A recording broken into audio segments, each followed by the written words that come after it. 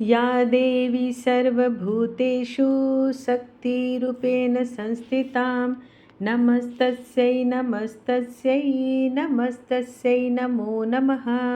नमस्कार दोस्तों, आप समस्त श्रोतागण का आपके YouTube चैनल जीवन अमृत पर हार्दिक अभिनंदन है। माता रानी आप सभी भक्तजनों पर अपना आशीर्वाद बनाए रखें। आज के वीडियो में हम सुनने वाले हैं देवी भागवत पुराण का अध्याय 13वां। इसके पहले के अध्याय अगर आप नहीं सुन पाए हैं तो उसे आप हमारे प्लेलिस्ट पर जाकर वहां से सुन सकते हैं। तो चलिए बिना देर किए आज की कथा का आरंभ करती हूँ। आज की वीडियो में हम सुनेंगे देवी महाभागवत पुराण का अध्याय 13वां।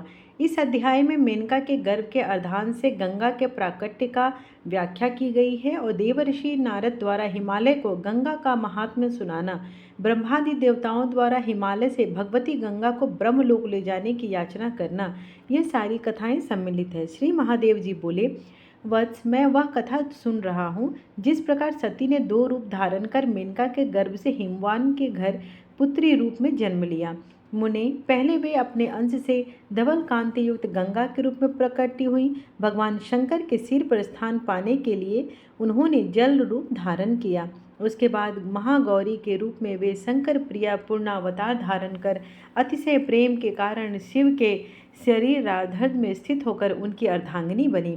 महामते, वे गंगा रूप में कैसे प्रकट हुई, उस प्रकरण को सुनो, जिसका श्रवण करने से ब्रह्म हत्या के पाप से लिप्त मनुष्य भी तत्क्षण मुक्त हो जाता है। सुमेरु की पुत्री मेना गिरिराज हिमावन की पत्नी थी। जगदम्बा ने अपने अंश रूप से उनको यहाँ पुत्री रूप में जन्म लिया। सती गंगा रूप से मेना के गर्भ में आई और गिरिश्रेष्ठ हिमवान की पत्नी ने एक सुमुखी सर्वांग सुंदरी कन्या को जन्म दिया। वैशाख मास के शुक्ल पक्ष की तृतीया तिथि अर्थात अक्षय तृतीया के दिन मध्याह्न में गौर वर्णा सुंदर मुख कमल वाली गंगा प्रकट हुई। वे कृष्ण कटाक्ष युक्त 3 नेत्रों और 4 भुजाओं से सुशोभित थी। कन्या जन्म की बात सुनकर पर्वतराज बड़े प्रसन्न हुए। उन्होंने ब्राह्मणों से स्वस्ति वाचन कराकर उन्हें प्रचुर दान दक्षिणा दी। शुक्ल पक्ष के चंद्रमा की कला तथा वर्षा काल में नदी के जल के समान वह कन्या पिता के घर में बड़ी होने लगी। एक दिन पर्वतराज हिमालय जब उस कन्या को गोद में लेकर अंतःपुर में बैठे थे, उसी समय साक्षात भगवती के अंश से गंगा के उत्पन्न हुआ जानकर ब्रह्मापुत्र देवऋषि नारद उनके दर्शन हेतु वहां पधारे। जिन परा प्रकृति की आराधना करके भगवान शंकर काम रूप क्षेत्र में स्थित रहते हैं, नारद जी बोले, प्रभु ब्राह्मण सुनिए, मैं वह उपाय बताता हूँ जिससे भगवान शिव का रोज हम लोगों के प्रति प्रसन्नता में बदल जाएगा। ऐश्वर्यशीला गिरिराज हिमालय धर्मज्ञ हैं और उदार भी हैं। इंद्रादि देवताओं को साथ लेकर आप उनके पास जाकर गंगा का हाथ मांग ले। आपके अनुरोध से वे अवश्य भगवती गंगा को आपको प्रदान कर देंगे। तब उन्हें स्वर्ग में लाकर एक बड़े उत्सव का आयोजन करके भगवान शिव को उसमें आमंत्रित कर आग्रह पूर्वक गंगा को उन्हें प्रदान कर दीजिए। जैसे छाया सती उनके सिर पर स्थित रही, वैसे ही ये जल के रूप में उनके सिर पर निश्चित ही सुशोभित रहेंगे। इससे भगवान शंकर अति प्रसन्न हो जाएंगे। ब्रह्मा जी बोले, पुत्र तुम चिरंजीव हो, जैसा तुमने कहा वैसा करने से भगवान शंकर अवश्य प्रसन्न हो जाएंगे। अतः पुत्र तुम शीघ्रतापूर्वक इंद्रादि देवों के पास जाकर उन्हें सारी बात बताकर मेरे पास आने का संदेश दे दो। श्री महादेव जी बोले, महामते, ब्रह्मा जी के ऐसा कहने पर नारद मुनि प्रसन्न होकर वहां गए जहां महामना इंद्राणी देवगण विराजमान थे। नारद जी बोले, प्रभु देवराज, मैं ब्रह्मलोक से महात्मा पिताजी की आज्ञा से आपके पास आया हूँ। मृत्युलोक में हिमवान के गृह में साक्षात देवी सती ने पुत्री रूप में जन्म लिया है। अपने अर्धान से महादेवी त्रैलोक्य पावनी गंगा के रूप में आई हैं। उन्हें स्वर्ग में लाने के लिए ब्रह्मा जी पृथ्वी तल पर जाएंगे। देव श्रेष्ठों, आप लोग शीघ्र ही मृत्युलोक चलने के लिए ब्रह्मलोक आए। देवगण बोले, मुनिवर आप क्या कह रहे हैं? क्या स्वयं सती ने मृत्युलोक में जन्म लिया है? मुने, क्या भगवान शंकर को यह बात बता दी गई है? नारद जी बोले, उन गंगा को स्वर्ग लोक में लाने के बाद मैं शिव जी के पास जाऊंगा। देवगणों, आप लोग शीघ्रता पूर्वक ब्रह्मा जी के निकट पहुँचे। श्री महादेव जी बोले, तब देवगण तथास्तु कहकर ब्रह्मलोक पहुँचे। हर्ष से विकसित होकर मुख कमल वाले उन इंद्रादि देवगणों ने जगतपति महात्मा ब्रह्मा जी को प्रणाम किया और हाथ जोड़कर पूछा, प्रभु हमारे लिए क्या आज्ञा है? ब्रह्मा जी बोले, महादेवी सती हिमवान के घर में अपने अर्धांग से गंगा रूप में जन्म ली है।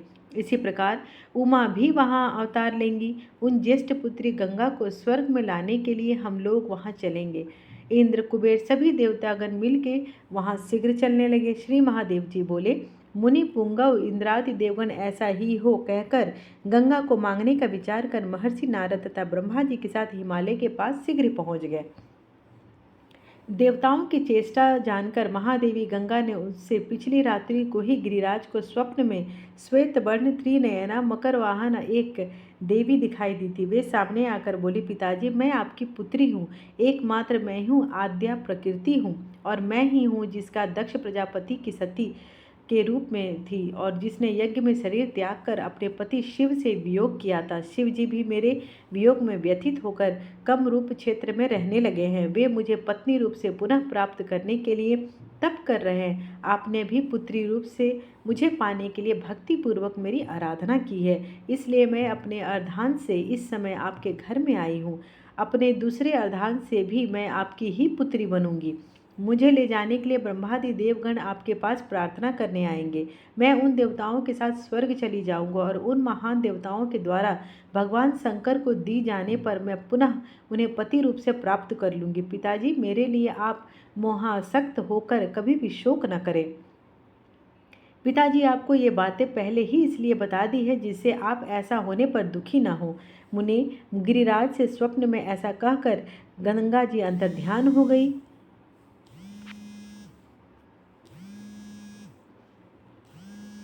देवगण बोले, पर्वतराज सभी लोकों में दानी के रूप में आपकी कीर्ति गाई जाती है। गिरे आज हम सभी आपके पास भिक्षा मांगने आए हैं। उनका ऐसा वचन सुनकर गिरिराज को स्वप्न में देखा सारा वृतांत याद आ गया और नारद जी ने भी पूर्व में ही ऐसा ही कहा था। तब हिमालय ने कोई उत्तर नहीं दिया। तदंतर मन में विचार कर गिरिराज ने देवताओं से कहा, देवगणों आप लोग तो त्रिलोक के स्वामी हैं, आप देवों के देव हैं, आप लोग मुझसे भिक्षा क्यों मांग रहे हैं और क्यों आवश्यकता है? आप बताएं कि मैं आपको क्या प्रदान करूं। ब्रह्मा जी बोले, वत्स सुनो मैं बताता हूं। जिस कारण सभी प्रकार के रत्नों से सुशोभित ये देवगण तुम्हारे पास आए हैं, परा प्रकृति ही स्वयं दक्ष प्रजापति की कन्या सती बनकर जन्मी थी।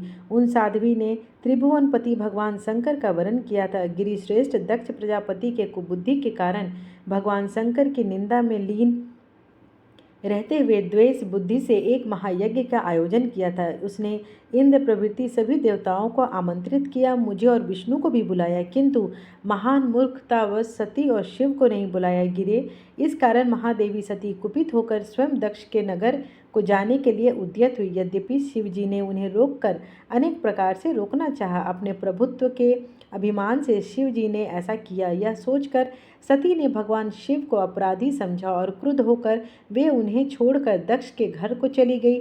दक्ष प्रजापति ने भी माया के वशीभूत होकर शिव की निंदा की, इसलिए सती ने अपराधी दक्ष और शिव दोनों को विमोहित कर और छोड़कर अपनी माया से मृत छाया शरीर धारण कर लिया। स्वयं वे पूर्ण नित्य ब्रह्म स्वरूपा अंतर्ध्यान हो गई।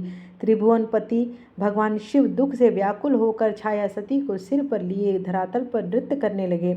उस तांडव से त्रिभुवन रसातल को जाने लगा। ऐसा देखकर देवताओं ने विष्णु से त्रिभुवन की रक्षा करने की प्रार्थना की। तत्पश्चात भगवान विष्णु ने भगवान शंकर के सिर पे जो लिए हुए घूम रहे थे सती माँ को उनके अंगों के टुकड़े टुकड़े किए, जिसे 52 शक्तिपीठ बने। जो जगदम्बा अपने पूर्णांश से आपकी दूसरी पुत्री के रूप में जन्मेंगी, उन्हें आप स्वयं ही परमेश्वर सदाशिव को सादर समर्पित करेंगे। गिरे इस कन्या को हमें दे दीजिए, हम इसे ले जाकर भगवान शंभु को समर्पित कर देंगे। हिमालय बोले, कन्या अपने पिता के घर में हमेशा के लिए तो रहती नहीं, वह तो दूसरे को देने के लिए ही होती है, अपनी नहीं होती। इस बात को मैं अच्छी तरह समझता हूँ, फिर भी गंगा के जाने का मेरे मन में असहनीय दुख भी रहेगा। श्री महादेव जी बोले, ऐसा कहकर महामती गिरिराज हिमालय गंगा को गोद में बिठाकर अश्रु भरे नेत्रों से बहुविध रुदन करने लगे। तब गंगा जी बोली, पिताजी आप मेरे लिए दुखी ना हो, मुझे ब्रह्मा जी को दे दें, अब मैं स्वर्ग जाऊंगी।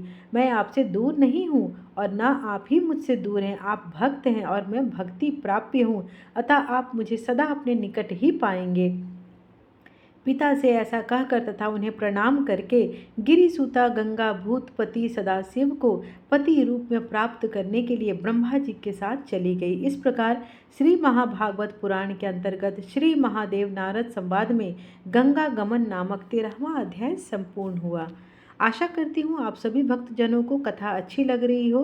अगर कथा अच्छी लग रही है तो प्लीज़ चैनल को लाइक शेयर एंड सब्सक्राइब करना बिल्कुल ना भूलें। अगर आपका कोई सुझाव है तो आप मुझे कमेंट बॉक्स में लिख सकते हैं। धन्यवाद।